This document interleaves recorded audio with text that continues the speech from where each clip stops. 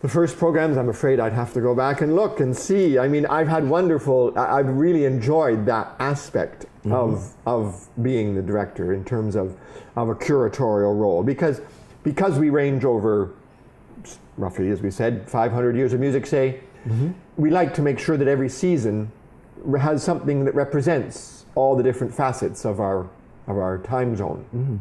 So we'll have a medieval program for sure, and a Renaissance program for sure, and now we'd like to have an early Baroque program for sure. So why don't we take this particular season as an example of that process? This is very fresh. why don't you talk about that? Yeah. Well, overall, we start off with a Renaissance program, and then a Christmas program. Well, Christmas programs are sort of unto themselves, because you always have to have a Christmas program. People are in a mood for going to concerts at holiday time. And then we have a early Baroque, 17th century program. We have a guest ensemble. We always have a guest ensemble. And we have a big medieval program. So the Renaissance program that we're starting off the year with is called Paris Confidential. And it's actually, this is something I also like to, this is actually going to be designed by Alison Mackay, whom you probably know is a wizard at designing programs with imagery and spoken word and music, and weaving them together in fascinating ways. And so she decided that she would do something on Renaissance Paris. So this is Paris in the 16th century, roughly, and a very critical time for sort of life in France and the development of early modern France. And Paris was a great center for music publishing, which was quite new, of course, at this time in the 16th century. That's a new technology that was really taking off. And there were some very important printers, Attignan particularly, in Paris, who a lot of the important French music was published by.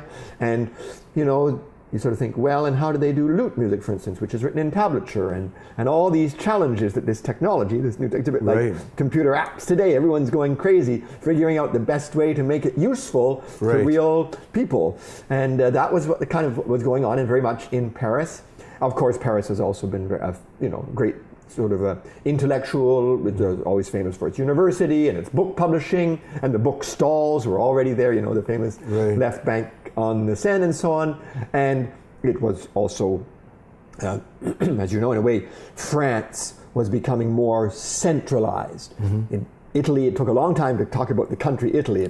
Even into the 19th century, it was all these city-states. And Germany, the same thing. But France got on the bandwagon very early on. So, and Paris was, of course, the center of a lot of that activity. So it's a very important political center. So it's a fascinating time to explore this. And she loves to find words from the period. So there'll be accounts of visitors, or someone who went walking and talks about the booksellers, or people or account books, or any number of places that she'll search out to get a kind of viewpoint. Plunge you into to the plunge time. you into this world, that's right. As with an earlier program like the Marco Polo. That's right, Marco Polo. You into a time. Exactly, that's right. Awesome. So this is Renaissance Paris. We're calling it Paris Confidential. So that's number one. That's number one. Number two, our Christmas concert. Well, we've had a wonderful relationship with Marquee Classics, our recording company, over the years. And we keep producing new records, but there's also some old material that was first released by Dorian Records, which has since mutated, that's right. And so we're going to re-release one of our favorite older recordings called The Little Barleycorn, and therefore we're going to put a concert together, which is a lot of that repertoire. On that CD, we have David Greenberg playing violin, who is this wonderful violinist fiddler who now lives down in Nova Scotia, who had lived up in Toronto in those days, played with tap music, and he's one of those great people who can do early music brilliantly, but also has a wonderful feeling for, and plays a great deal of folk music, in his case especially Scottish music. And so he's an ideal person, because what's on this program is a lot of 16th and early 17th century English repertoire with country dance tunes and ballad tunes, and with Christmas texts. And and you sort of weave together Christmas dances and so on, and it's a very lively kind of Yuletide concert, which talks about all the feasting that you're going to do and all the drink and all the meat you're going to have. But on a very intimate scale. Yes, no, this is all chamber music. Great. That's right. This Nice. is all. So he's our special guest. The opposite end of your spectrum to the big grand to the one. Praetorian. Well, okay, so the next one is actually the next one in February is our big 17th century one, where you often like to do things. We have extra singers. We have a whole consort of strings. So one at a part, like not an orchestra, but like a chamber group of violins and violas da gamba, and a whole consort of brass. So 2 cornetos and 3 sackbuts, the early trombones, and Lucas Harris, who's a theorbo player in town and who's worked with us a great deal, is actually going to be curating this program. He has done a great deal of research into a manuscript, so written by hand, that comes from the 17th century. By this time, of course, there is music being published all over the place.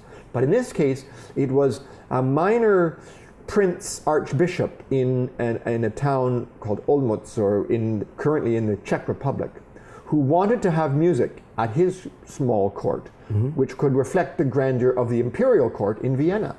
So he sent one of his musicians to go to Vienna and copy out as much music as he could, with permission, so that he was not stealing it. But in those days, a lot of sacred music only got passed around in manuscript. Right. So if you wanted to be able to perform it somewhere else, you had to go and write it out. So thankfully, this manuscript, which has over 1,000 pieces in it, has survived. And it's still a manuscript. No one has made it into a modern published edition yet. Certain pieces have been published. And it's a fantastic source of music from the imperial court in the middle and third quarter of the 17th century. And so this is like the emperor. We're talking about when you talk about the emperor. This is the emperor's court. So this is grand music. So this is the opposite of what you said with your intimate Christmas program, or even the Paris program. This is going to just this is the big sound and music, which a lot of it is going to be not heard for the very first time, perhaps, although there might be some. But certainly for Toronto audiences, this is, Lucas is making his own transcriptions in some cases. Leopold I, the emperor in the third quarter, himself actually studied music very seriously and was a very fine composer. So we're going to actually have a piece or two by the emperor. So we call the program Splendors of the Imperial Chapel and of the Emperor's Court, Emperor's Chapel, I guess. And it really is a sort of splendor style. And that takes us to what, February? That's February. Then comes our guest group. We always like to present each year the best of early music from around the world. We have a wonderful series. We've got a great hall now over at Trinity St. Paul's. And Ensemble Lucidarium. We had Ensemble Lucidarium last year, fantastic. Lovely. Yeah, lovely. Exactly. They were on tour. So this year we have, and we like to reach out to our Canadian colleagues. So this is a program that Lanef, who's based in Montreal, has put together. It's music by John Dowland, or as he might have called it, John Doland. And there are some suggestions in some of his writings that actually John Dowland, who is considered the sort of quintessential English lute song composer, was Irish. He writes at one point about his fellow countryman, whom we know was Irish. And so that term, to say your fellow countryman, the English wouldn't have called Irishmen their fellow countrymen in those days. Yes. And vice versa. This is true. So, even today, they might not call themselves countrymen. Anyways, we won't go there. But this and a couple of other things, and the fact that Doland is like Dolan, which is a very common Irish name, O'Dolan, I think there's in a pub in Toronto even, which is called O'Dolan's. And so Lanef decided, well, what if he really, it's not 100%, but what if he was Irish? And therefore, could we do his songs in a slightly more Irish-inflected way? So they're going to take this music, and they've got an Irish flute and a fiddle and a cittern and lute, and make a kind of broken consort with a wonderful singer named Michael Slattery, who has just the perfect touch. They've made a recording of this, and it's just wonderful, this sort of just slightly on the, they don't like to use the word crossover, but it's just a little more of the folk end of the sort of Irish folk stuff. Like Beethoven in the beer parlor. A little bit. And there is enough in the historical record to suggest that this is not being completely outrageous. Okay.